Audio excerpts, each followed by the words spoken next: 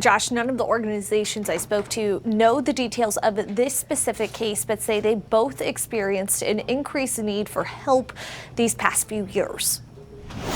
Safe Haven Ministries in Grand Rapids works to empower those who need it most. And so having an organization that can offer services, no strings attached, no fees to victims and survivors of domestic violence and human trafficking is so important. Tara Aday says each year Safe Haven serves people in abusive relationships through its peer legal housing and other support programs. But in recent months, the number of crisis calls it receives jumped to 200 per month, a year-over-year increase according to Aday, in part attributed to a text option it launched last fall. They also think COVID-19 played a role too. To say why there are ebbs and flows in domestic violence in very specific terms, but what we do know is that when individuals experience isolation, when a lot of social services don't necessarily operate in the same exact ways that they did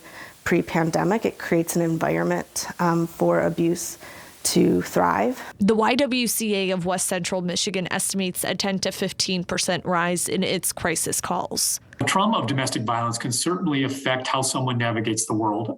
It can have that sense of hopelessness, sense of being trapped. It impairs decision-making. Tom Cottrell with the organization explains it's important to give individuals information about resources. He suggests people concerned about their loved ones discuss the topic with empathy and never in the presence of the abuser. Oftentimes, the dynamics of domestic violence don't allow victims to see those options, and our efforts are designed at helping them see what's in front of them and, give them alternatives to enduring what is a hurtful relationship. Aday adds domestic violence includes a whole host of behaviors that somebody uses over and over to exert power and control, whether it's physically, emotionally, financially, or verbally. She says a caring environment allows for people to come forward. Anytime somebody's withdrawing, anytime somebody is, drastically changing in the way that they behave, I always say that that's an invitation to get curious. Hey, what's going on? Can I check in with you?